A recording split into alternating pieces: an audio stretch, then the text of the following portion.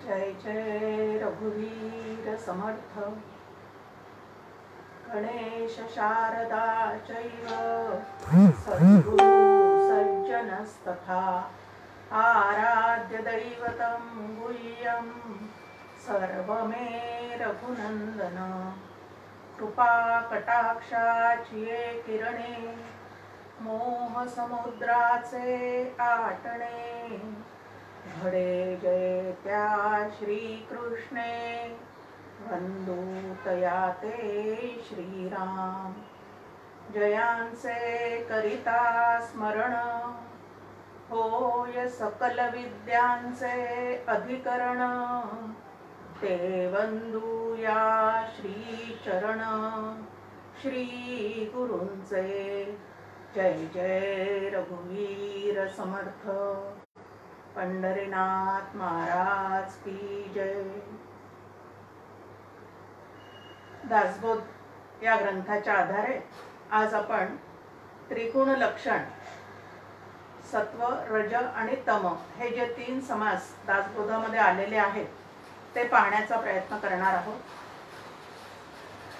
गेल्या वेळेला आपण पाहिलं की नरदेहाचं महात्म्य काय आहे, नरदेह केव्हा आपल्याला प्राप्त होतो, नरदेहात आल्यानंतर आपण नेमकं काय केलं पाहिजे, नरदेहाचं सार्थक कशात आहे, या सगळ्या गोष्टी आपण पाहिल्यानंतर या नरदेहात आलेल्या जीवात्म्याचा प्रत्येकाचा असा एक स्वभाव आहे।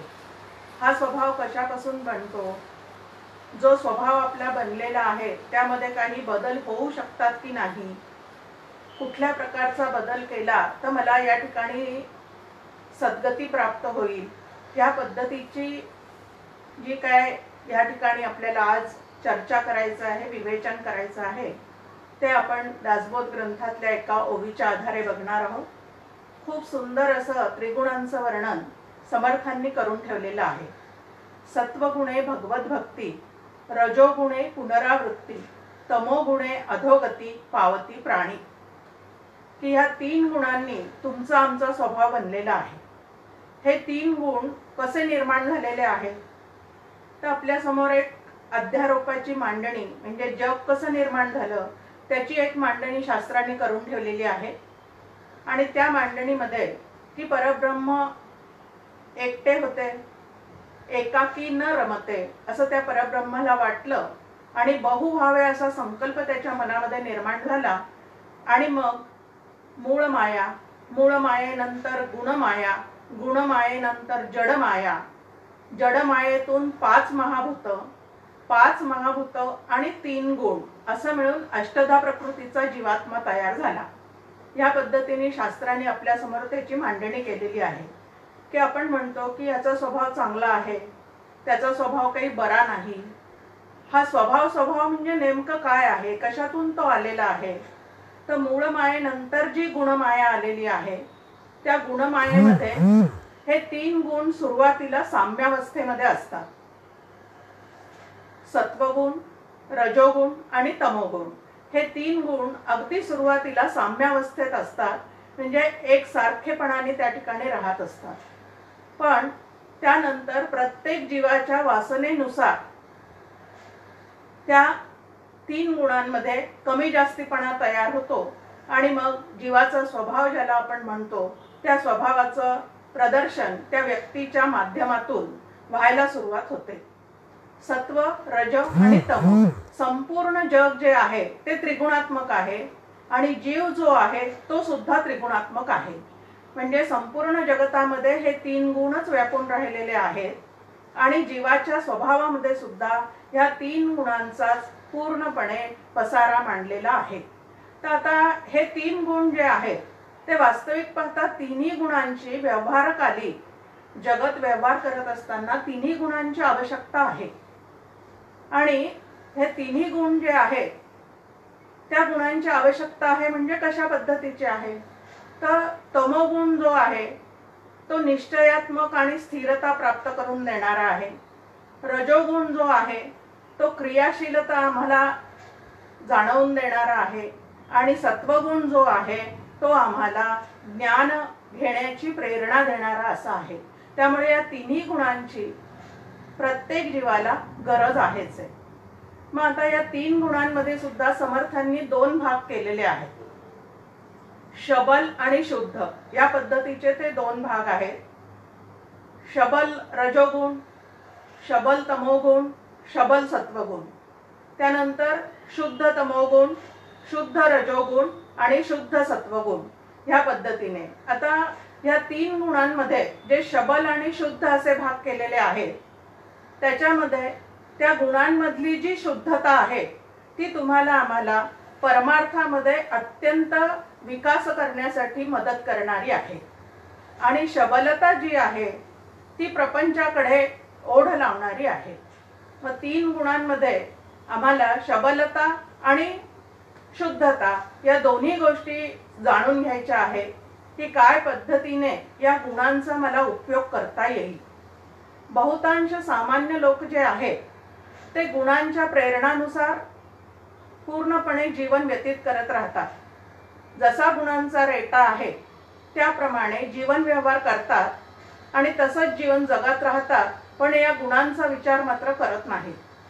परंतु संत महात्मे जे आहेत ते या गुणांचा विचार करतात आणि गुणांचा विचार करून कुठला गुण माझ्या स्वभावामध्ये जर वरचढ ठेवला तर माझं जीवन अत्यंत सुखी समाधानी होईल आणि परमेश्वरापर्यंत मला पोहोचता येईल.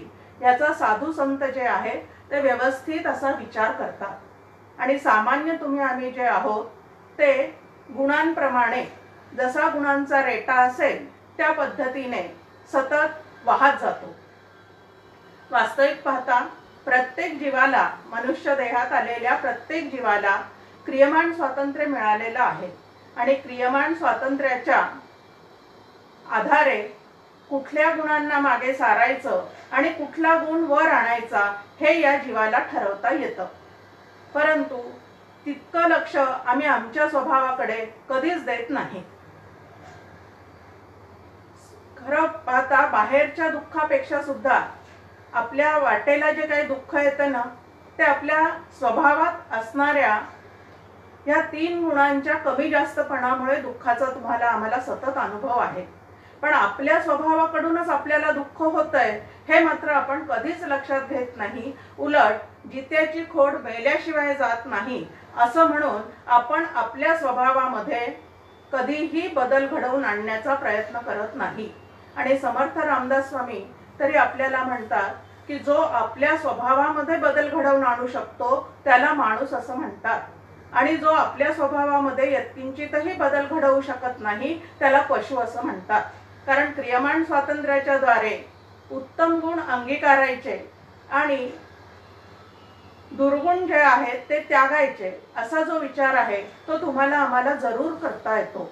परंतु तेवढा विचार करण्यासाठी आपल्याला आपल्या स्वभावाचं जे आहे ते आत्मपरीक्षण, आत्मनिरीक्षण करावं लागतं स्वभावाचं. आणि स्वभावातले गुणदोष इतरांचे पाहण्यापेक्षा स्वतःच्या स्वभावातले पाहण्याचा प्रयत्न करून स्वतःला पूर्णपणे बदलवून घेणे याला साधना असे म्हणतात. साधनेची एक छान व्याख्या या ठिकाणी आपल्या समोर ह्या पद्धतीने येऊन जाते. आता हे 3 गुण आणि त्यांच्या वृत्ती कशा आहेत तर इथं आपल्या समोर सुरुवातीलाच दिलंय सत्वगुणे भगवत भक्ती. सातत्याने आपण पाहतोय की नरदेहात आल्यानंतर भगवंताची भेट घेतली पाहिजे. आता ही भगवंताची भेट घेण्यासाठी मग कोणी नामसाधना करेल, कोणी ध्यान साधना करेल, कोणी कर्मयोगाने पुढे जाण्याचा प्रयत्न करेल, कोणी ध्यानयोगाचा अवलंब करेल. पण कुठलंही भजन करायचं असेल, कुठलाही योग साधायचा असेल तर सुरुवातीला तुमच्या आमच्या स्वभावामध्ये काय पाहिजे तर सत्वगुण आधिक्याने पाहिजे. 3 प्रकारची वाटणी आपल्या समोर आहे की साधू संत हे जास्तीत जास्त सत्वगुणी वृत्तीचे असतात. प्रापंचिक जे तुम्ही आम्ही लोक आहोत ते रजोगुणी वृत्तीचे असतो. आणि समाजकंटक ज्याला आपण म्हणतो ते कसे असतात तर ते तमोगुणी वृत्तीचे असतात. आता हा अभ्यास करत असताना मी नेमका कुठं आहे आणि मला जीवनामध्ये नक्की काय प्राप्त करून घ्यायचं आहे हे आधीच आपलं ठरलेलं असलं पाहिजे. म्हणजे त्या गुणांना आपल्या ताब्यात घेऊन आपल्याला वळवता आलं पाहिजे. त्या गुणांचा वास्तविक पाहता प्रत्येक जीव स्वामी आहे. परंतु ह्याचं विस्मरण झाल्यामुळे गुणांचे सध्या आम्ही गुलाम बनलेले आहोत आणि या गुणांच्या गुलामगिरीतून सुटून आपल्याला स्वस्वरूपाची प्राप्ती करून घ्यायचंय आणि स्वानंद साम्राज्याचे धनी होऊन राहायचं आहे। मग भगवत भक्ती कशासाठी आहे तर अत्यंत सुखरूपतेचा अनुभव मला यावा म्हणून आपल्याला भगवत भक्ती करायची आहे। मग आता या भगवत भक्तीसाठी कुठला गुण चित्तामध्ये अत्यावश्यक पाहिजे तर सत्वगुण आवश्यक पाहिजे। त्यानंतर सांगितलंय रजोगुणे पुनरावृत्ती, की पुनरपि जननम पुनरपि मरणम, ह्या चक्रामध्ये जे आम्ही अडकून पडलेले असतो ते कशामुळे आहे तर रजोगुण स्वभावामध्ये ज्याच्या जास्त असतो तो या दृश्य जगतामध्ये कुठं ना कुठं तरी अडकून पडलेला असतो आणि तीच वासना जी आहे ती त्याला पुनर्जन्माला कारणीभूत होऊन जाते। म्हणून रजोगुणे पुनरावृत्ती आणि तमोगुणे अधोगती असं या ठिकाणी सांगून ठेवलेलं आहे की मनुष्य देहामध्ये आलेला आहे परंतु वर्तणूकच अशी केलेली आहे की त्याला परत पुनर्जन्मामध्ये मनुष्य देह मिळेलच असं काही त्याचं कर्म नसल्यामुळे तो अधोगतीला पोचतो, म्हणजे पशु योनीमध्ये, वृक्ष योनीमध्ये, पाषाण योनीमध्ये कुठंतरी जाऊन पडतो। या गतींचा विचार केल्यानंतर मला मृत्यूनंतर कुठली गती हवी आहे हाही विचार या ठिकाणी आपल्याला पाहायचा असतो। परंतु परमपूज्य डॉक्टर काका नेहमी म्हणतात की खऱ्या साधकांनी मृत्यूनंतरचा विचार करूच नाही, तर मृत्यूपूर्वी मला जीवन कसं आनंदाने व्यतीत करता येईल त्याची कला जी आहे ती मात्र नक्की साधून घ्यावी। मग आता जीवन जरी आनंदाने व्यतीत करायचं असलं तरी सत्वगुणी माणूस जो आहे तो स्वतःही सुखी असतो आणि इतरांनाही सुखी करतो असं त्याच्या स्वभावाचं वर्णन या ठिकाणी केलेलं आहे। मग मला सुखी व्हायचं आहे आणि माझ्या सहवासात येणाऱ्यांनाही जर मला सुखी करायचं असेल तर माझ्या स्वभावामध्ये सत्वगुण जो आहे तो जास्तीत जास्त असला पाहिजे, ह्याचा विचार साधकांनी अवश्य करायचा आहे।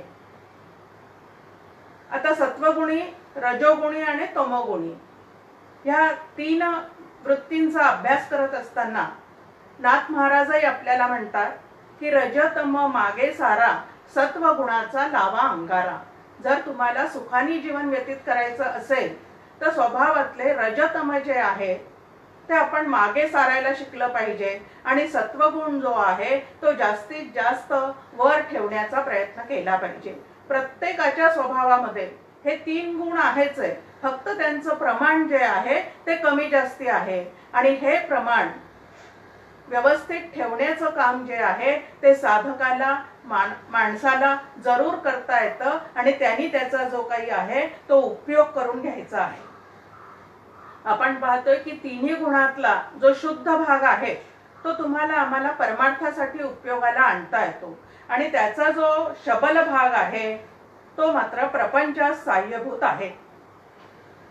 एक उदाहरण आपल्या समोर की ऊस आपल्या समोर येतो, त्या ऊसामध्ये छान असा रस असतो। आता ऊसातला हा गोड रस जो आहे तो त्या ऊसातला शुद्ध असा भाग आहे आणि या ऊसाचा रस काढता काढता जी मळी निर्माण होते ती जी आहे तो त्या ऊसातला शबल भाग आहे। ह्या पद्धतीने आपल्या स्वभावामध्ये सुद्धा शुद्ध आणि शबलता या तीन गुणांची असलेली आपल्याला दिसून येते। आता साधक जो आहे तो परमार्थात साह्यभूत असणाऱ्या शुद्धाचा तिन्ही गुणांमध्ये जास्तीत जास्त विचार करतो आणि त्या पद्धतीने आपले जीवन व्यतीत करण्याचा प्रयत्न करतो। परंतु सामान्य जीव जो आहे तो वासनेच्या रेट्याप्रमाणे, गुणांच्या प्रेरणेप्रमाणे त्याला आवर न घालता मनात येईल तसं वागून आपल्या जीवनाचा खेळ खंडोबा मात्र नक्की करून घेतो। आता सुरुवातीला आपण पाहूयात की रजोगुणी कसे असतात। तर या ठिकाणी आहे की रजोगुण जो आहे तो जास्तीत जास्त प्रापंचिक लोकांच्या ठिकाणी असतो आणि त्यांची संख्या अपार आहे। भरपूर संख्या जर मानव जातीमध्ये कोणाची असेल तर या ठिकाणी रजोगुणी स्वभावाचे आहे आणि या ठिकाणी रजोगुणी जे आहे ते कसे असतात तर मी आणि माझे एवढाच विचार त्यांच्या ठिकाणी असतो। देह म्हणजे मी आहे, देहाने जे जे जमवून ठेवलेलं आहे ते माझं आहे आणि मी आणि माझे या दोनच गोष्टी माझ्या सुखासाठी मला आवश्यक आहेत असं म्हणून त्या पसाऱ्यामध्ये तो सतत स्वतःला अडकवून ठेवतो. छान वर्णन केलंय समर्थांनी त्याचं. देवकारणी लाजाळू, उदरा लागे कष्टाळू, प्रपंची जो स्नेहाळू, तो रजोगुण. की देवधर्म करताना त्याला लाज वाटते. उदर भरण्यासाठी सुखसोयींनी युक्त असणारं घर सजवावं म्हणून तो अतिशय कष्ट करतो आणि ते प्रयत्नाने प्राप्त करून घेतो. प्रपंचाच्या बाबतीत अत्यंत त्याचा स्नेह मोह वाढलेला असतो. असा जो कोणी आहे तो रजोगुणी आहे. आता हा जो रजोगुण आहे त्या रजोगुणी माणसांच्या चित्तामध्ये भावनांचे आंदोलन कसे सुरू असतात. तर हे रजोगुणी जे आहेत त्यांना सतत असुरक्षिततेची भावना असते. आता पहा, या कोरोनाच्या मध्ये आपण पाहतोय की प्रत्येकाला असुरक्षिततेची भावना जी आहे तिने ग्रासलेलं आहे. सतत काय होईल कसं होईल, माझं काय होईल कसं होईल, मुलाबाळांचं काय होईल कसं होईल, मी जमवून ठेवलेल्या संपत्तीचं काय होईल कसं होईल, अशी सतत चिंता जी आहे ती यांच्या चित्ताला लागलेली असते. त्यानंतर स्वभाव जो आहे तो त्यांचा उथळ असतो, विलासी असतो. सतत भोग भोगण्याकडेच त्यांची प्रवृत्ती असते आणि त्या भोगामध्ये थोडंही काही कमी जास्त झालं, त्या भोगाच्या आड जर कोणी येताना दिसलं तर लगेच म्हणजे भोग रूपाने मनामध्ये खूप काम आहे आणि हा काम प्राप्त करून घेत असताना मध्ये जर कोणी आलं तर मग त्या ठिकाणी मात्र त्या लोकांचा राग यायला सुरुवात होते, द्वेष यायला सुरुवात होते. म्हणून भगवद्गीतेमध्ये सुद्धा आपल्या समोर सांगितलेलं आहे की या रजोगुणामध्ये जास्तीत जास्त काय आहे तर रजोगुणी अत्यंत खादाड आहे आणि त्याला सतत काम आणि क्रोध जे आहेत ते त्या ठिकाणी लागत असतात.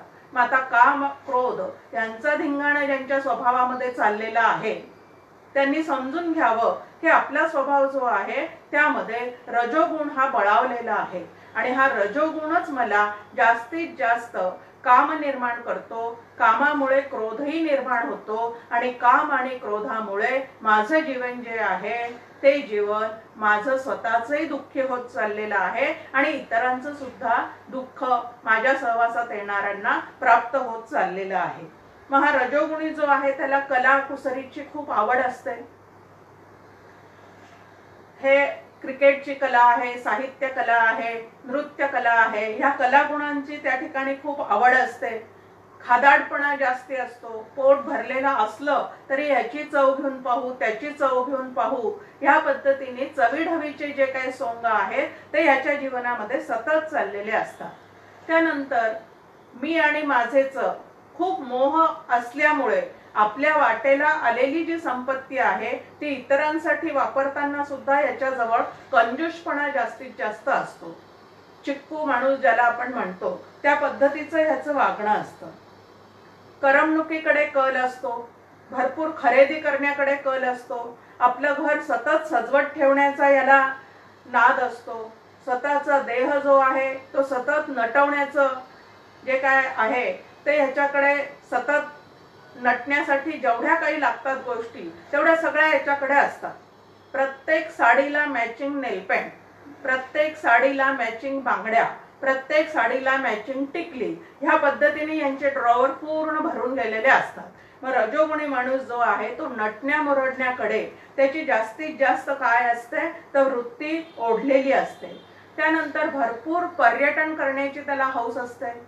हा देश पाहिला, तो देश पाहिला, हा राहिला, ह्या पद्धतीने सतत हे झालं की ते झालं की ते असं सतत क्रियाशीलता जी आहे ती त्याच्या ठिकाणी असते.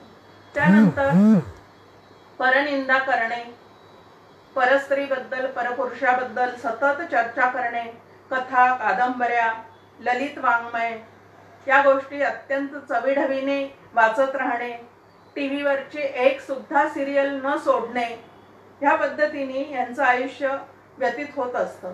त्यानंतर नटनट्यांची चरित्रे, त्यांचं जीवन जे आहे ते जाणून घेण्याची खुमखुमी, ह्या पद्धतीने सतत ते त्या ठिकाणी असतात.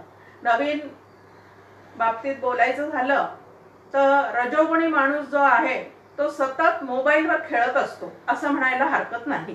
की सतत मोबाईलवर व्हॉट्सअपवर काय आलं पहा, फेसबुकवर काय आलेलं आहे पहा, कोणाच्या किती मैत्रीच्या विनंती आलेल्या आहेत पहा. या पद्धतीने सतत त्यामध्येच तो रममाण झालेला असतो. या गोष्टी अत्यंत चविष्टपणे त्याच्यात रस घेऊन जगण्याची त्याची आवड असते. त्यानंतर चविष्टपणे खाणे पिणे मिरवणे या गोष्टी याच्या आयुष्यभर सतत चाललेल्या असतात. आता ह्या पद्धतीने जीवन जगणारा पूर्ण सुखी होऊ शकतो का?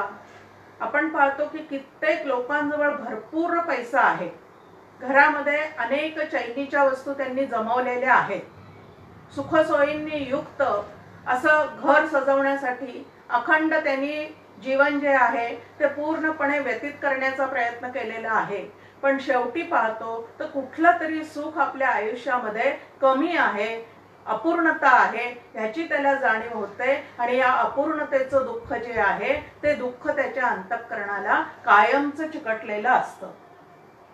मग हा रजोगुण जो आहे तो क्रियाशीलतेकडे घेऊन जाणारा आहे. व्यवहार करताना आम्हाला क्रिया कराव्याच लागतात, पण अशुद्ध रजोगुण जो आहे तो आम्हाला क्रिया करायला लावतो. पण त्या क्रिया कशा आहे तर पत्ते कुटायला लावणे, त्यानंतर पार्ट्या करायला लावणे, सतत प्रवास करायला लावणे. आता साधू संत सुद्धा प्रवास करतात, पण तीर्थयात्रेच्या निमित्ताने तीर्थक्षेत्र पाहण्याच्या निमित्ताने ते प्रवास करतात. आणि रजोगुणी माणूस जो आहे त्याचा प्रवास जो चाललेला आहे तो फक्त देश पाहण्यासाठी, विविधता डोळ्यामध्ये साठवून घेण्यासाठी आणि करमणूक म्हणून तो आपला पूर्ण काळ या गोष्टीमध्ये खर्च करण्याचा प्रयत्न करतो. मग आता इतके देश पाहिले, छान एक आपल्या समोर आद्य शंकराचार्यांचं स्तोत्र आहे आणि त्या स्तोत्रामध्ये शंकराचार्य विचारतात की रजोगुणी माणसांना अनेक प्रश्न त्यांनी विचारलेले आहेत. आता आपण पाहतो की याला नटण्या मुरडण्याची खूप आवड असते. मग आता हा रजोगुणी जो माणूस आहे तो अनेक दागदागिने स्वतःच्या अंगावर घालून मिरवण्याचा प्रयत्न करतो. आणि शंकराचार्य विचारतात इतके दागिने अंगावर घातले पण गुरुचरणी जर तुझं मन रमलेलं नसेल, विठ्ठल चरणी जर तुझं मन रमलेलं नसेल तर पुढे काय? कुठं कुठं तरी ते दागिन्यामध्ये अपूर्णता राहूनच जाते की पाटल्या आहेत, बांगड्या आहेत, तोडे आहेत, अहो पण काय गोट करायचे राहूनच गेले. ह्या पद्धतीने कुठं तरी काहीतरी अपूर्णता जी आहे ती त्याच्या चित्ताला सतत चिकटलेलीच असते. प्युअर सिल्कच्या साड्या आहेत, कांजीवरम आहे, अमुक आहे, ढमुक आहे, पण पैठणी घ्यायची इच्छा राहूनच गेली. म्हणजे अशा ज्या बकेट लिस्ट्स असतात त्या त्याच्या आयुष्यामध्ये पुष्कळ असतात. आणि मग कुठंतरी काहीतरी कमी आहे, या कमतरतेचंच दुःख जे आहे ते त्याला सतत काय करत राहतं तर पीडा देत राहतं. म्हणून शबल रजोगुण जो आहे तो आम्हाला त्रास देणारा आहे. मग आता या शबल रजोगुणाला शुद्ध करायचं असेल तर काय करायचं आहे? त्या रजोगुण शुद्ध करण्यासाठी आम्हाला मांडणी केलेली आहे समर्थांनी. काया वाचा आणि मने पत्रे पुष्पे फळे जीवने ईश्वरी अर्पून या मने सार्थक करावे. की या शबल रजोगुणातून जर तुम्हाला सुटका करून घ्यायची असेल तर ही जी क्रियाशीलता आहे, जे जे तुम्हाला भोगावंसं वाटतं, जे जे तुम्हाला ल्यावंसं वाटतं, जे जे तुम्हाला खावंसं वाटतं ते ते सगळं काही परमेश्वराच्या चरणी अर्पण करण्याचा प्रयत्न करा. म्हणजे हळूहळू आपण या भोगवासनेतून सुटू आणि सर्व परमेश्वराच्या ठिकाणी अर्पण केल्यामुळे चित्ताला एक वेगळ्याच समर्पणाचा आनंद जो काही आहे तो तुम्हाला आम्हाला प्राप्त होईल. म्हणून रजोगुण असला जरी स्वभावामध्ये असतोच प्रत्येकाच्या, पण त्याला सुद्धा आवर घालता येतो आणि तो शुद्ध करून परमेश्वर प्राप्तीसाठी, सुख भोगण्यासाठी म्हणून त्याचा उपयोग करता येतो. आता दुसरा आपल्या समोर दिलेला आहे तो तमोगुण दिलेला आहे. आधी रज आणि तमाविषयी बोलूयात आणि मग सत्वगुणाकडे जाऊयात की जो आमच्या चित्तामध्ये पूर्णपणे आम्हाला ठसवून घ्यायचा आहे. आता रजोगुण जसा क्रियाशीलतेकडे नेतो तसा तमोगुण जो आहे तो आम्हाला मोह, भय, आळस ह्या पद्धतीने आम्हाला त्या पद्धतीने तिकडे घेऊन जाणारा आहे. दुसरा एक आहे की या तमोगुणामध्ये जितका माणूस तमोगुणी जास्त तितकं त्याला झोप, आळस, खाणे पिणे ह्या गोष्टी सुद्धा त्याच्या आयुष्यामध्ये भरपूर असतात. आता झोप माणसाला आवश्यक आहेच आहे. तमोगुण जर चित्तात असेल तरच आम्हाला गाढ झोप लागू शकते. पण किती काळ गाढ झोपल्याने मला सुखाचा अनुभव येणार आहे? मग आता या तमोगुणामधले जे साधक आहेत किंवा तमोगुणी वृत्तीचे जे लोक आहेत ते सुद्धा साधना करताना आपल्याला दिसतात, पण त्यांच्या साधना अघोरी असतात. रजोगुणी माणसांच्या ज्या साधना असतात ते जे म्हणतात की आम्ही पण देवधर्म करतो, तो त्यांचा जो रजोगुणी माणसांचा देवधर्म आहे तो सत्ता, संपत्ती, यश, कीर्ती आणि प्रतिष्ठा या 5 गोष्टी आपल्याला प्राप्त व्हाव्यात म्हणून त्यांचा देवधर्म चाललेला आहे. तमोगुणी माणसांचा जो देवधर्म चाललेला आहे ते सुद्धा अचाट अशी साधना करतात. जशी आपण पाहतो की रावणाने सुद्धा शंकराची खूप मोठी तपश्चर्या केलेली होती, अनेक वर मिळवलेले होते. पण यांच्या साधना कशा आहेत? तर या साधनेमध्ये आपण सगळं भोगावं आणि लोकांचं सगळं जावं.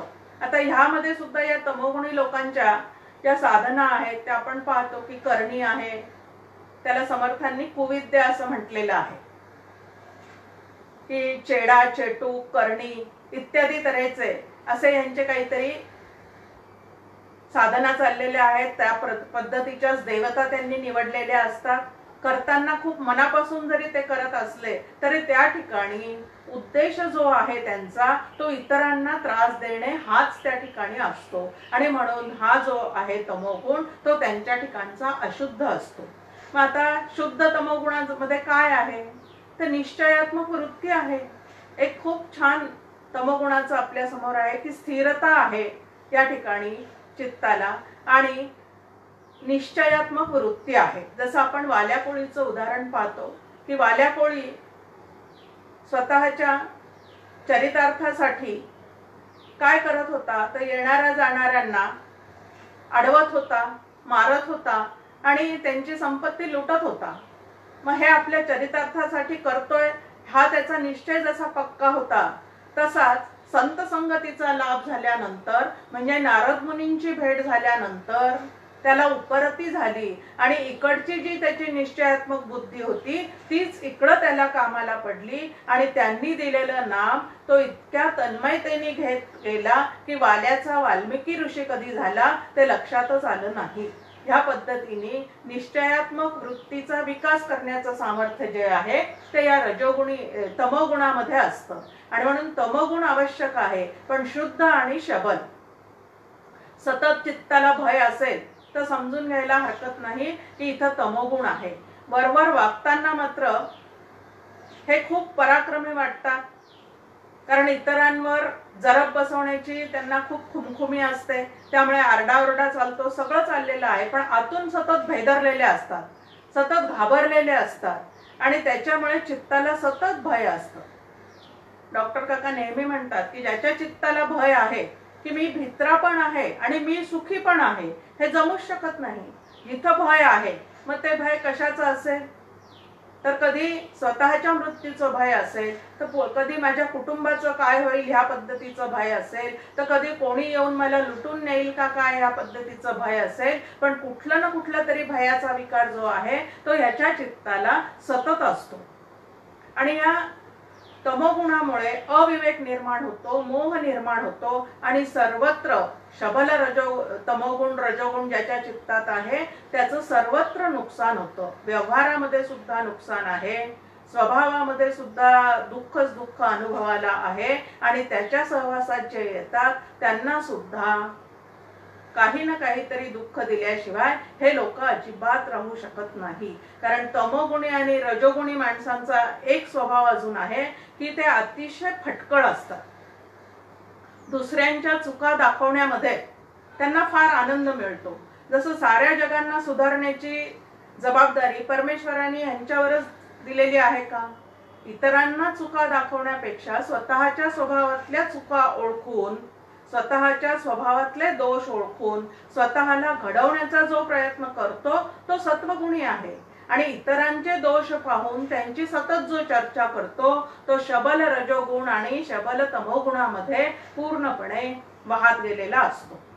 त्यानंतर त्या अघोर तपश्चर्या करायच्या मनासारखं नाही झालं तर आत्महत्येपर्यंत यांची मजल गेलेली असते आणि आत्महत्या करून त्याला वाटतं की आपण सुटलो आहोत, पण देह त्यांनी त्यागलेला आहे, पण त्याच्या वासना ज्या आहेत त्या जशाच्या तशा त्याच्याबरोबर गेलेल्या असल्यामुळे पुढचा देह सुद्धा त्याला प्राप्त झाल्यानंतर जे दुःख त्याला प्राप्त होणार आहे हे घेऊन आलेल्या वृत्तीमुळे, घेऊन आलेल्या स्वभावामुळे ते काही त्याचं चुकणार नाहीच आहे. ह्या देहापुरतं मात्र त्यांनी ते संपवून टाकलेलं आहे. परंतु पुढचं जर त्याला कर्म धर्म संयोगाने मनुष्य देह प्राप्त झालाच तर तरी सुद्धा त्याला त्या ठिकाणी दुःखाशिवाय दुसरं काहीच मिळणार नाही. मग आता या तमोगुणातून सुद्धा आम्हाला सुटायचं असेल तर काय करावं लागेल? या तमोगुणी माणसांचं अजून एक वर्णन केलेलं आहे की युद्ध सारखं डोळ्यांनी पाहावंसं वाटतं. आता टीव्ही आपल्या समोर असतो, त्या टीव्ही मध्ये चालणारे मुष्टियुद्ध पहा, सतत हाणामारीचे पिक्चर पहा, या पद्धतीने यांचा जो स्वभाव आहे तो त्यांना तिकडं काय करून घेतो तर आकर्षित करून घेतो.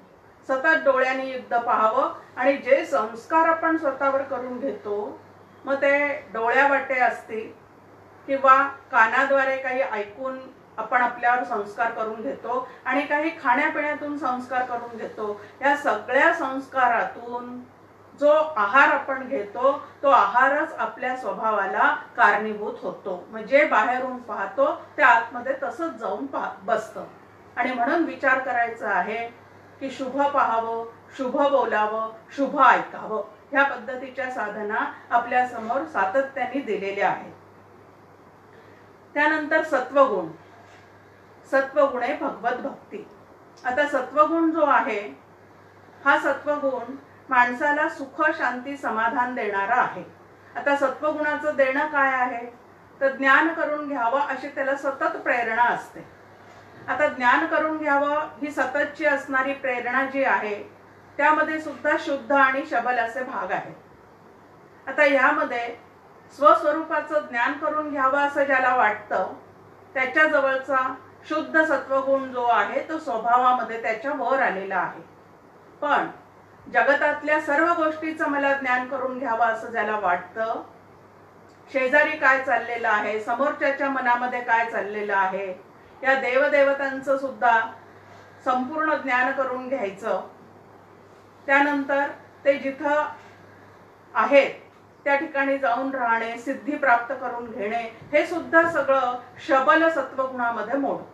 मग शुद्ध सत्वगुणामध्ये काय आहे तर आत्मज्ञान करून घेणे, स्वस्वरूपाची प्राप्ती करून घेणे, पहावी आपण अशी आपण, याचीच त्याच्या चित्ताला सतत ओढ लागलेली असते.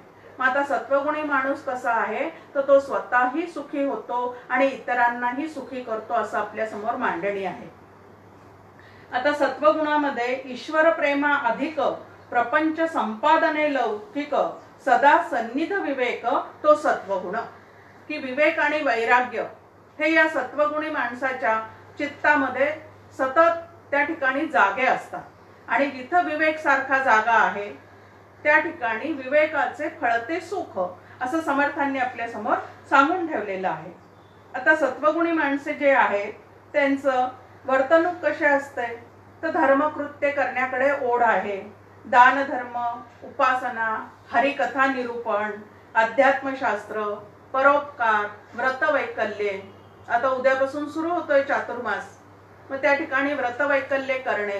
हे व्रतवैकल्य वगैरे सगळ्या गोष्टी कशासाठी आहेत तर मिरवण्यासाठी अजिबात नाही, तर त्या निमित्ताने माझ्या चित्ताला संयमाची सवय लागावी म्हणून आपल्या समोर हे चातुर्मासातले व्रतवैकल्य ठेवलेले आहेत. ह्या पद्धतीने विचार करून जो स्वतःच्या स्वभावाला आवर घालण्याचा प्रयत्न करतो तो पूर्णपणे साधक असतो. आणि हा साधक जो आहे तो काय आहे तर त्याच्या चित्तामध्ये देवाचं अत्यंत प्रेम असतं. विवेक आणि वैराग्य जागा झालेलं असतं. नाम घ्यावं, भगवंताची भेट घ्यावी म्हणून सतत त्याचे प्रयत्न चाललेले असतात. जो अज्ञानाचा शेवट, जो पुण्याचे मूळ पीठ, जयाचेनी सापडे वाट परलोकाची, असं या सत्वगुणाविषयी या ठिकाणी आपल्या समोर मांडणी आहे. सत्व, रज आणि तम. आता ह्या गुणांप्रमाणे आपल्या चित्तामध्ये 3 प्रकारच्या वृत्ती निर्माण होतात अशी एक छान मांडणी आपल्या समोर आहे. कशासाठी चाललेलं आहे हे सगळं लक्षात घ्यायचं आहे आपलं. नाही तर माझी एक फजिती सांगते मी, की एका चातुर्मासामध्ये मी नियम केलेला होता की दासबोधाशिवाय मी काहीही वाचणार नाही. आणि वाचनाची आवड असूनही इतर कुठल्याही गोष्टीला हात न लावता मी फक्त दासबोध, त्यातल्या ओव्या, त्यांचे अर्थ या पद्धतीने 4 महिने दासबोध वाचून काढला. तो दासबोध वाचत असताना हे 3 गुणांचे समाज ज्या वेळेला मी वाचले त्यावेळेला मला ते अत्यंत आवडले, भावले. की किती छान समर्थांनी स्वभावाचं वर्णन करून ठेवलेलं आहे. कुठला गुण वर असेल तर कशा वृत्ती निर्माण होतात आतमध्ये, त्याचं किती छान मांडणी केलेली आहे. समर्थ अगदी मनकवडे आहेत असं मला वाटलं. आणि म्हणून हे 3 गुण मी सातत्याने वाचण्याचा प्रयत्न केला. एकदा संपूर्ण दासबोध वाचून झाल्यावर या 3 गुणांवर जास्तीत जास्त फोकस करण्याचा प्रयत्न केला आणि ते वाचण्याचाही प्रयत्न केला. पण मी हे कशासाठी वाचत आहे हे माझ्या लक्षातच नव्हतं. आणि ते वाचत असताना समोर कोणीही व्यक्ती आली की पहिल्यांदा मी तपासायची की हा रजोगुणी आहे का तमोगुणी आहे का सत्वगुणी आहे. आता इतरांना तपासण्यासाठी मी याचा अभ्यास करत होते का माझ्या स्वभावाचं परीक्षण करण्यासाठी मला याचा अभ्यास करायचा होता. पण संतांच्या संगतीत आल्याशिवाय सद्ग्रंथांचा अभ्यास सुद्धा कशा पद्धतीने करावा ते आमच्या लक्षात येत नाही.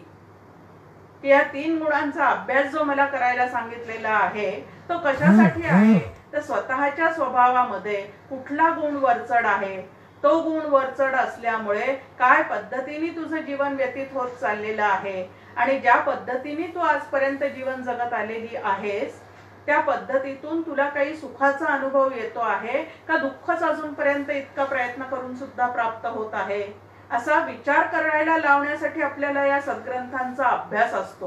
पण आपण मात्र इतरांना तपासण्यामध्ये वेळ वाया घालवतो. मग या ज्ञानाचा उपयोग काय जोपर्यंत मी सारखी लोकांना तपासत राहील तोपर्यंत.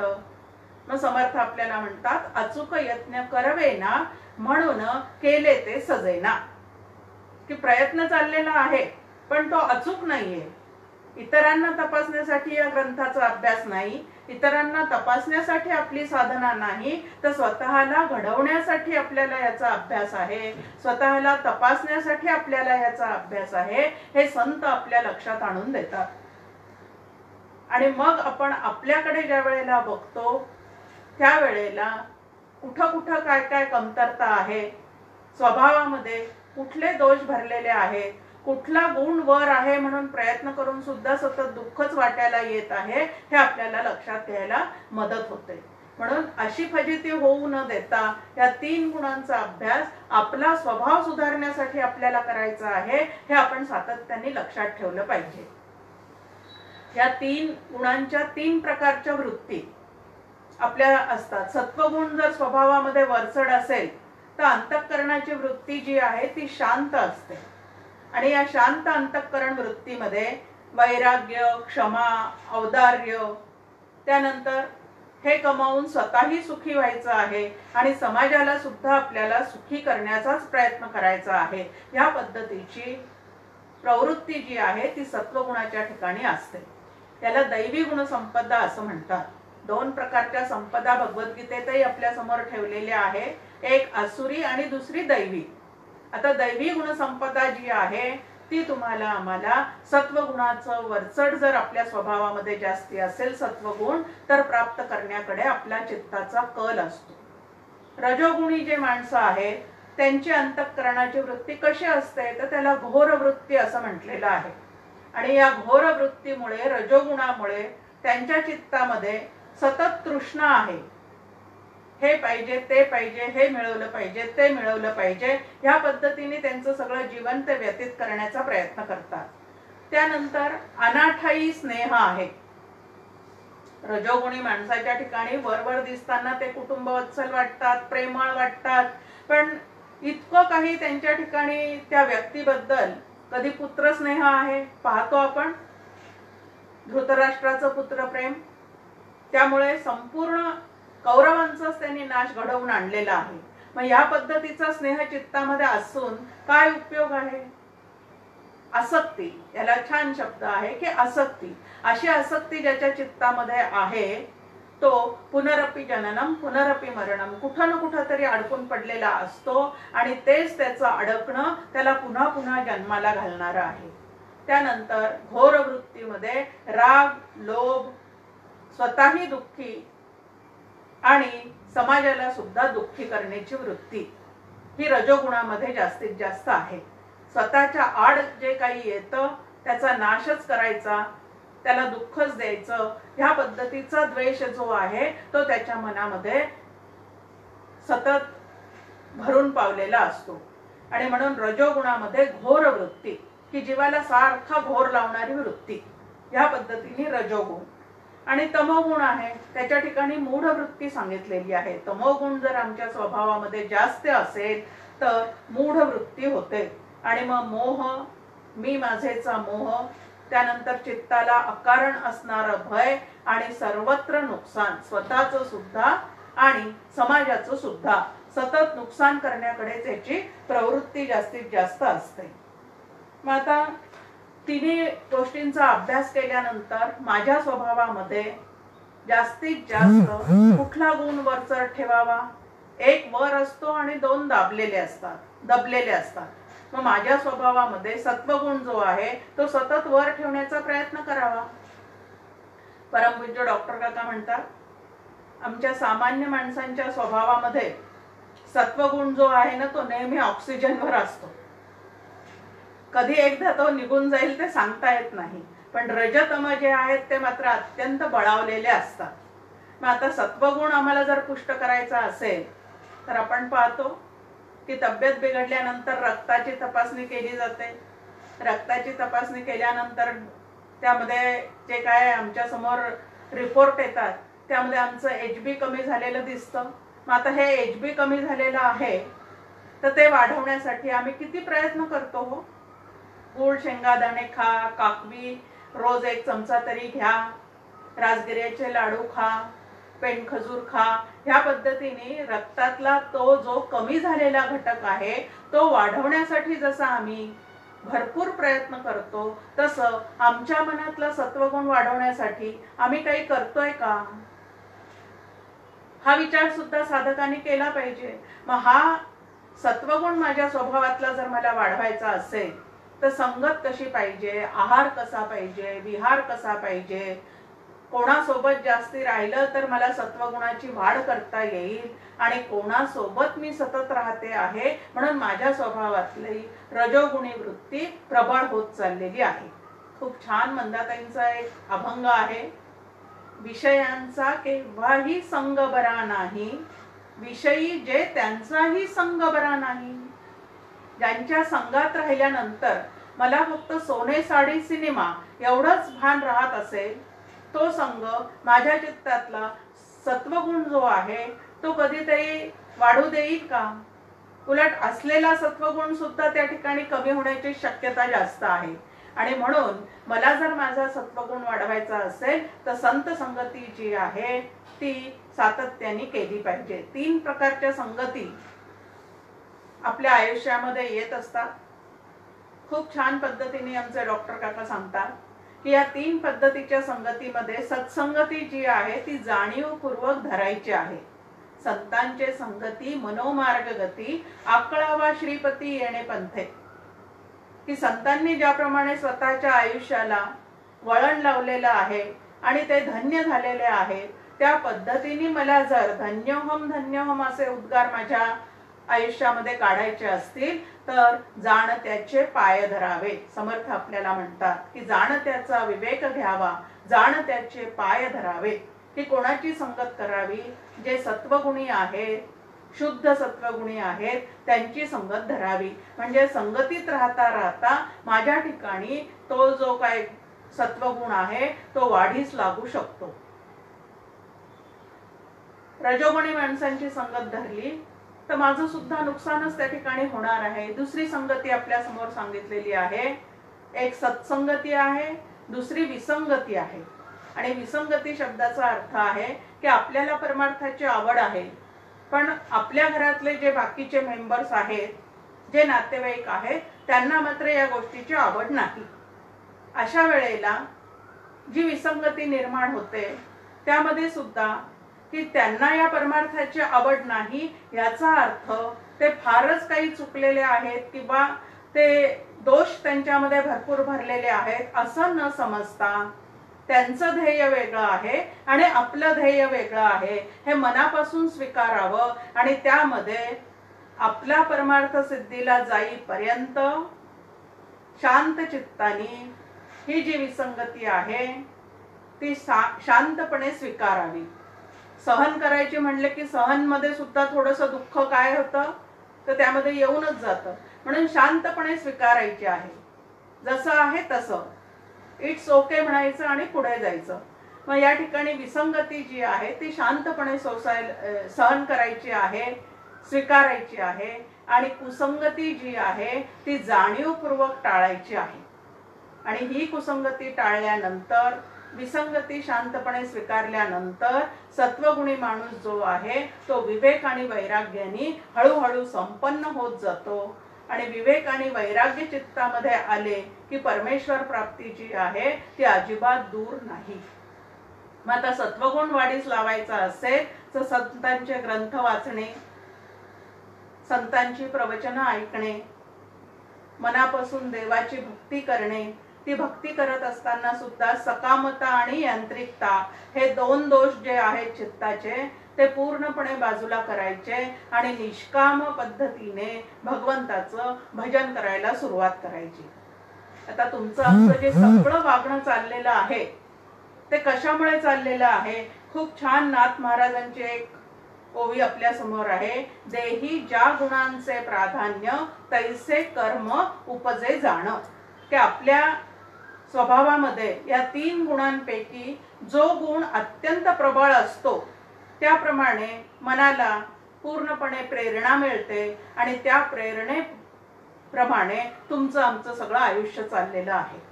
मग आता एक महत्त्वाचा भाग या ठिकाणी अजून आपल्याला जाणून घ्यायचा आहे की जग त्रिगुणात्मक आहे आणि आपला स्वभाव सुद्धा त्रिगुणात्मक आहे. आणि जे काय तुमचे आमचे संबंध एकमेकांना सांभाळत असताना जे काय वादावादी शाब्दिक चकमकी तुमच्या आमच्या घडत असतात त्यामध्ये ती व्यक्ती मुळात तशी असते असं नव्हे, पण तिच्या गुणांचा प्रभाव त्याच्यावर इतका असतो की तो गुण वर आल्यानंतर तो तसा न वागला तरच नवन. मग आता या त्रिगुणात्मक जगामध्ये मला राहायचं आहे पण माझ्या चित्ताचा आनंद न बिघडू देता जर मला जीवन व्यतीत करायचं असेल तर हे वास्तव स्वीकारावं की समोरचा माणूस सुद्धा 3 गुणांच्या प्राधान्याखाली दबलेला आहे. मग जर त्याचा रजोगुण वर आलेला असेल तर तो मला अद्वा तद्वा बोलू शकतो. मग त्या वेळेला अग्नी पेटलेला आहे आणि त्याच्यामध्ये मी अजून जर एक एक काडी घालत असेल तर त्या ठिकाणी होणार काय आहे? अग्नी शांत होणार आहे का अजून भडकणार आहे? ताटीच्या अभंगामध्ये मुक्ताबाई छान ज्ञानेश्वर माऊलीला म्हणतात की लोक जरी वन्हीसारखे पेटलेले असले तरी तुम्ही त्यावर पाणी टाकावं.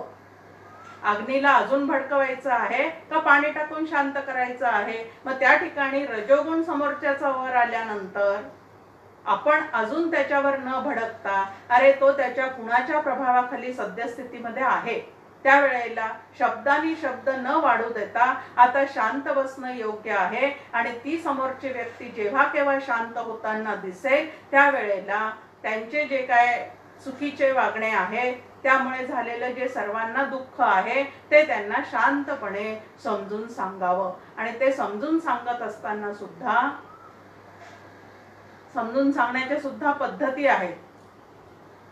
आता त्या पद्धतींचा सुद्धा अवलंब करावा लागतो. मग त्या पद्धती चांगल्या पद्धतीने हाताळता आल्या पाहिजेत. अन्यथा शब्दाने शब्द वाढतो आणि उभय पक्षी सगळ्यांना दुःखच भोगावं लागतं. आणि म्हणून 3 गुणांचे देणे जे आहे ते काय आहे तर ते मायेतून आलेले आहे. व प्रत्येकाचा स्वभाव माईक आहे आणि माईक शब्दाचा अर्थ आहे की ते पूर्णपणे कायम टिकणार नाही. सकाळी अद्वा तद्वा बोलणारा माणूस संध्याकाळी अत्यंत प्रेमाने सुद्धा बोलू शकतो. मग त्याचं ते रूप खरं आहे का हे रूप खरं आहे? तर ज्याच्या सत्तेवर त्याचा रजोगुण बळवलेला होता ते चैतन्य, आणि ज्याच्या सत्तेवर तो शांत झालेला दिसतो ते चैतन्य जे आहे ते अत्यंत एकसारखं सर्वत्र सदा सम आहे. आणि त्या चैतन्याकडे आम्ही काय केली पाहिजे तर आमची दृष्टी ठेवली पाहिजे. या उपाधी माझी गुप्त, चैतन्य असे सर्वगत. सामान्य माणसे जे आहेत ते रंगरूपाकडे पाहतात आणि स्वभावातल्या गुणदोषांकडे पाहतात, पण संत जे आहे ते आम्हाला या दोन्हीही पडदे बाजूला करून आत असणाऱ्या चैतन्याकडे पहा असं शिकवतात. आणि असं चैतन्याकडे अखंड अंतःकरण वृत्ती वळवून ठेवण्यासाठी सत्वगुण जो आहे तो स्वभावामध्ये सतत जागा ठेवला पाहिजे, तोच वरचढ असला पाहिजे. आणि ज्या वेळेला काम पडेल त्यावेळेला रजोगुण आणि तमोगुण तात्पुरता वर काढायचा आहे आणि परत तो मागे लोटायचा आहे. ह्या पद्धतीने जर आम्ही आमचं जीवन व्यतीत केलं तर अत्यंत सुखी समाधानी होऊ शकतो. पण जर रज आणि तम सातत्याने वर असतील तर दुःखाशिवाय माणसाला दुसरा कुठलाच अनुभव येऊ शकत नाही. छान पद्धतीने अजून एक मांडणी आपल्या समोर ज्ञानेश्वर माऊलींनी केलेली आहे. तू गुणत्रयाते अभेरी, मी माझे हे न करी, एक आत्मसुखांतरी विसंब झाणे. ती त्रिगुणांचा अभ्यास झालेला आहे. कशा पद्धतीने त्या वृत्ती उठतात तेही आम्ही पाहिलेलं आहे.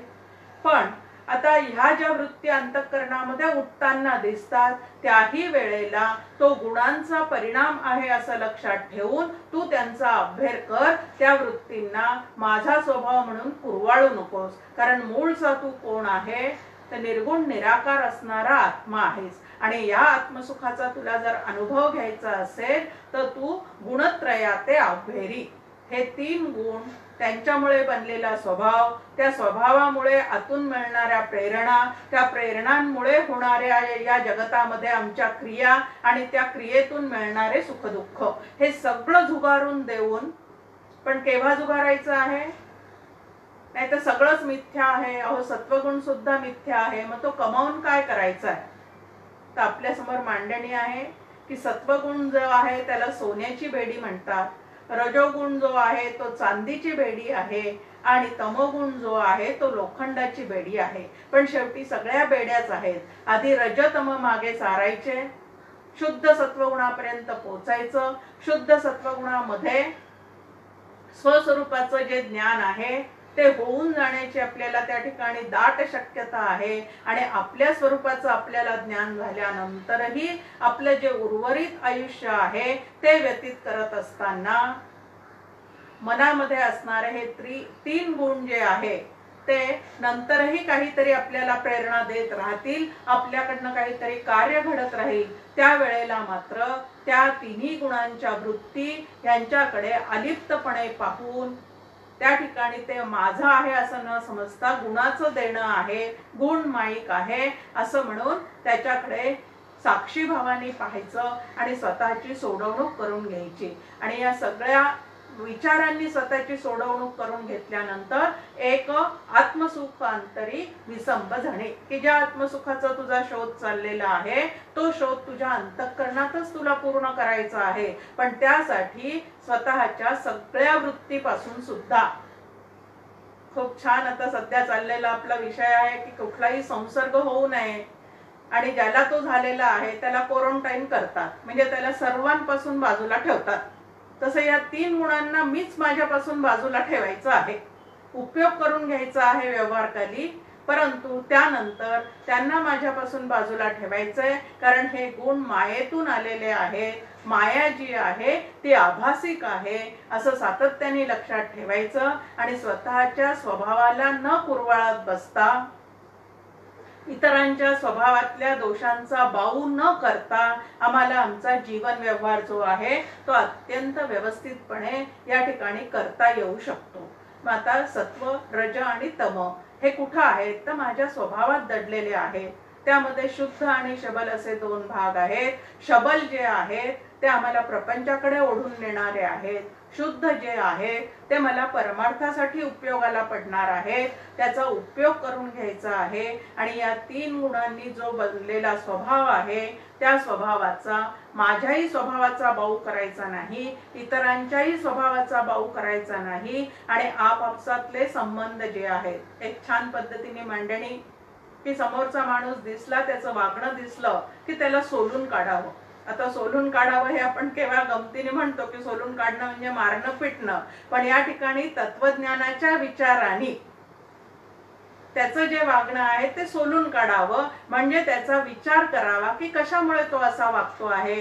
सध्या त्याचा तमोगुण वर आलेला आहे, सध्या त्याचा रजोगुण वर आलेला आहे, पण कायमस्वरूपी हे कधी गुण असे सतत वर राहत नाही, कधीतरी ते वर येतात, कधीतरी ते नाहीसे सुद्धा होतात। तेव्हा आता जरी हा वाईट वागत असला तरी सुद्धा मूळचा जो आहे तो चैतन्य घन आहे, प्रत्येक जीव मूळचा शुद्ध आहे। आणि म्हणून त्या शुद्ध सत्वगुणाचा पूर्णपणे परिपाक झाल्यानंतर सर्वत्र सदा समत्वाने भरलेला वासुदेव म्हणजे भगवंत तुम्हाला आम्हाला दिसण्याची शक्यता आहे। तुकाराम महाराज आपल्याला म्हणतात, त्रिभुवन संचले विठ्ठले गा, की या संपूर्ण त्रिभुवनामध्ये एका विठ्ठलाशिवाय दुसरं काहीही नाही। मग आता विठ्ठल सर्वत्र आहे असा त्यांचा भाव आहे, आणि विठ्ठल सोडून बाकी सगळं काही आहे असं आमची या ठिकाणी कल्पना आहे। आणि सत्य कोणाचं आहे तर संत जे सांगतात ते सत्य आहे। सत्य असे ते सहज बोलते, संतांची ती वाणी। सत्याशिवाय संत काहीही सांगत नाही। त्रास देऊन देऊन समोरचा माणूस किती त्रास देणार आहे।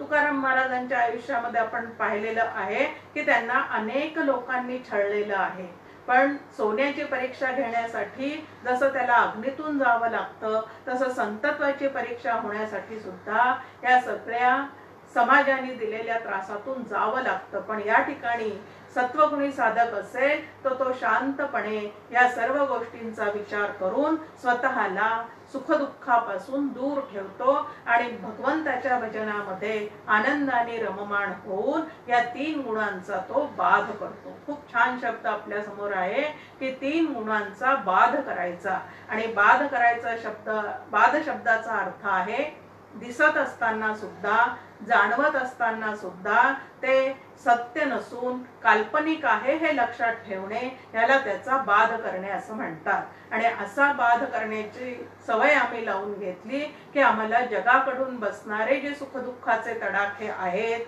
तेही कमी होऊन जातात। आणि माझ्या स्वभावातले दोष बाजूला केले की माझ्या स्वभावातून निर्माण होणारे जे दुःख आहेत त्याचेही परिणाम मला कमी करता येतात। पण दुःख निर्माण झालं की आपण नेहमी समोरच्याकडे बोट दाखवतो, परंतु संत मात्र म्हणतात की या ठिकाणी आपणच आपल्याला काय करायचं आहे, येथे बोल नाही जनासी शिकवावे आपल्या मनासी। समर्थ रामदास स्वामी म्हणतात की दुसऱ्यांना बोल लावतो तो सामान्य, आणि जो स्वतःच्या ठिकाणी दोष पाहतो आणि बाजूला करतो तो हळूहळू संतत्वाकडे जातो। आणि संतत्वाकडे गेलं की सुखच सुख आहे अशी आपल्या समोर सगळ्या संतांनी दिलेली ग्वाही आहे। आणि म्हणून 3 गुण जे आहेत ते समजून घ्यायचे, समजून घेतल्यानंतर स्वतःच्या स्वभावाची तपासणी करायची, स्वतःच्या स्वभावाची तपासणी केल्यानंतर या 3 गुणांना आधी शुद्ध करायचं, परमार्थासाठी त्यांना उपयोगात आणायचं, आणि परमार्थ सिद्धीला गेल्यानंतर उर्वरित जीवनामध्ये या 3 गुणांचा बाध करायचा आहे। संतांनी पहा खूप मोठे मोठे ग्रंथ लिहून ठेवले, त्याच्यासाठी रजोगुणाचीच आवश्यकता आहे, कारण क्रियाशीलता त्या ठिकाणी आहेच आहे, पण तो रजोगुण जो त्यांचा आहे तो अत्यंत शुद्ध आहे। म्हणून इतक्या सुंदर ग्रंथाची निर्मिती केल्यानंतर सुद्धा सकळ करणे जगदीशाचे असं समर्थ त्या ठिकाणी म्हणतात। मग कवित्वाची काय मानुषाचे, की हे कवित्व सुद्धा माझं नाही, भगवंतांनी मला जो उपदेश केलेला आहे तोच उपदेश या ठिकाणी मी तुमच्या समोर मांडलेला आहे। विवेक सिंधू मध्ये त्या ठिकाणी सुद्धा आपल्या समोर मांडणी आहे की शंकरांनी मला जे सगळं शिकवून ठेवलेलं आहे ते आपल्या समोर मी मांडून ठेवलेलं आहे। सगळे संत या पद्धतीने सांगतात आपल्याला की एवढं मोठं कार्य करतात पण भगवत कृपेने झालेलं आहे. आता भगवत कृपेने झालेलं आहे असं तोंडाने नुसतं म्हणणं वेगळं आणि आतून तसाच भाव असणं वेगळं. जेव्हा शुद्ध सत्वगुण वर असतो त्यावेळेला हा सत्वगुण सुद्धा त्या ठिकाणी काय केलेला आहे तर सत्वगुणाच्या देण्याचं सुद्धा तिथं अव्यय केलेलं आहे. म्हणजे सोन्याच्या बेडीतून सुद्धा हे संत जे आहेत ते पूर्णपणे सोडलेले असतात. ज्या वेळेला जे पाहिजे त्या पद्धतीने तो गुण वर काढतात पण त्यानंतर मात्र परत तो जागच्या जागी म्हणजे प्रकृतीचं देणं प्रकृतीकडे देऊन टाकतात आणि स्वतः मात्र आत्मानंदामध्ये मग्न असतात. तसंच तुम्ही आम्ही सुद्धा आत्मानंदामध्ये मग्न होण्यासाठी उद्यापासून होणाऱ्या चातुर्मासामध्ये व्रत काय करायचं आहे. छान एक व्रत डॉक्टर काकांनी सांगितलंय. व्रत वैकल्ये करावी ओठेन ती मिरवावी ध्यानी मनी साठवावी रामकृष्णाची मूर्ती. की राम आणि कृष्णाची जी मूर्ती आहे ती आपल्या अंतःकरणामध्ये साठवावी. हेच महत्वाचं जे व्रत आहे ते उद्यापासून करण्याचा आपण प्रयत्न करूया आणि 3 गुणांच्या या बेडीतून स्वतःची सुटका करण्याचा प्रयत्न करूया. जय जय रघुवीर समर्थ.